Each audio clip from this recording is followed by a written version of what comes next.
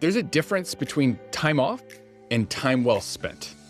And that's something that I've come to understand more deeply over the years, especially as life and leadership have gotten fuller and faster. At Texan Church, we started something pretty simple but meaningful around that idea, and we call it Fulfillment Fridays. Now, it might just sound like a catchy name for a summer perk, but it's become a cultural anchor for our team. So here's how it works. Every Friday during the summer, and then also every fifth Friday that pops up throughout the year, we hit pause, but not just to log off, not just to get away from work, but to lean into something a little bit more intentionally. So we take that time to refuel what matters to us. So some people head off to the lake and others go for a long walk or take their kids on a little mini adventure. A few knock out that project that's just been sitting on the shelf, and others just sit in silence for a rare moment of stillness.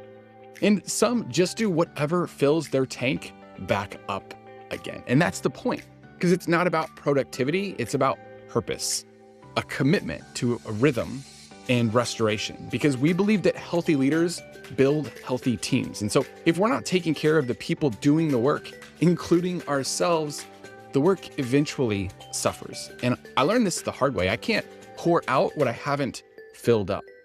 And you can't lead with clarity if your soul is scattered. And you can't be fully present if you're constantly running on fumes.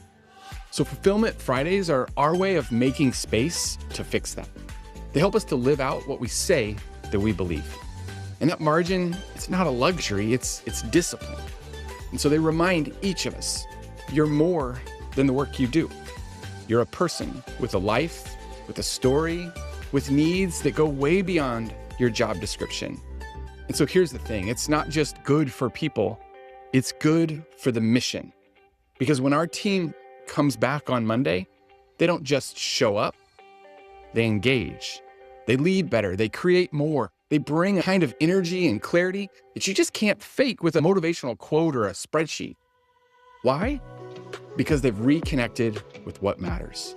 And that kind of refueling, it beats any caffeine boost or brainstorm session. For me, fulfillment looks like a quiet morning with a cup of coffee and a book that even sometimes has nothing to do with work.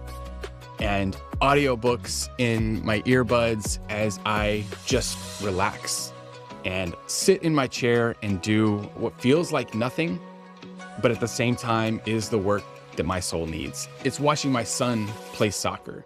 It's watching my daughter jam on the piano or her ukulele. It's taking Kelly, my wife, out for lunch in the middle of the day just because we can.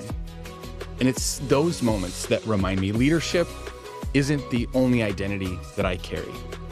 And rest is not the opposite of progress. Rest is what makes progress sustainable.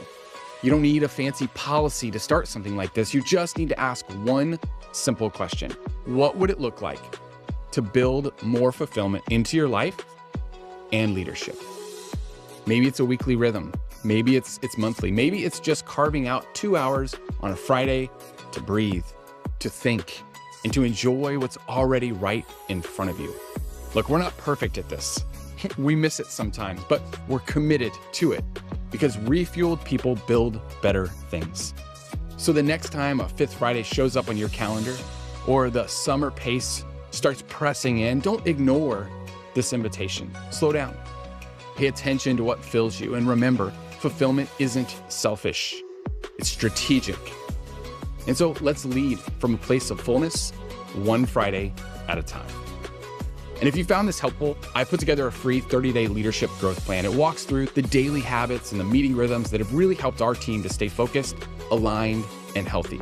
And you can download it using the link in the description.